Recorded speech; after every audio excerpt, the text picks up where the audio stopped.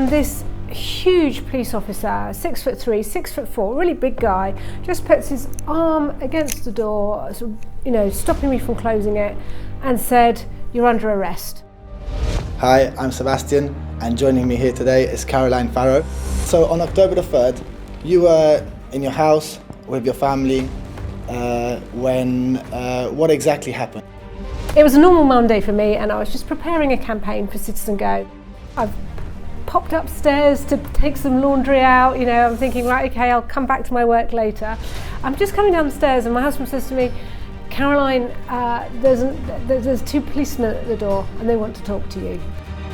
And basically came into my house.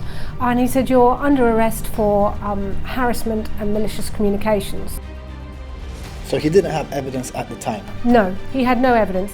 It was an assumption that a crime had been committed, but they needed my computers to check whether or not the crimes had actually taken place. These events, is there a history behind it? Did something happen in the last few years?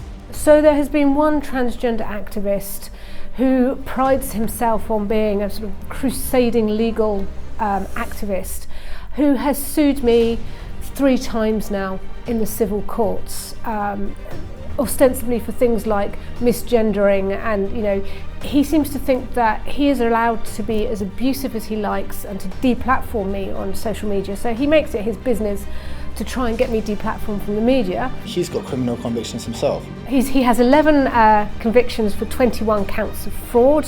He spent 6 months in prison. He has a conviction for violent affray. He hit somebody over the head with a golf club.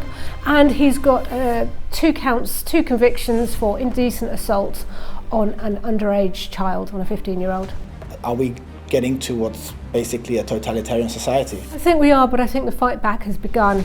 Anybody who expresses reservations about LGBT ideology, anybody who thinks that life begins at conception, we're all soft targets. And so the police, I think, have been so indoctrinated into a liberal mindset, they cannot get their heads around anybody who thinks differently by what has happened.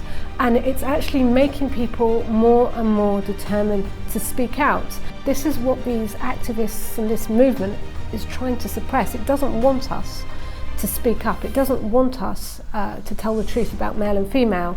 So sometimes you need to stand up and be counted, because they can't put everybody in prison. But I do see a light on the horizon, and I think the more people who bravely speak out, the more things begin to change. I've been overwhelmed by the amount of people who signed the petition. I didn't realise that my story would resonate so much around the world, but it's been so encouraging to see even political enemies, people who wouldn't naturally be aligned with my views, be horrified. Because if it can happen to me, a normal mum of 5, vicar's wife, it can happen to anybody.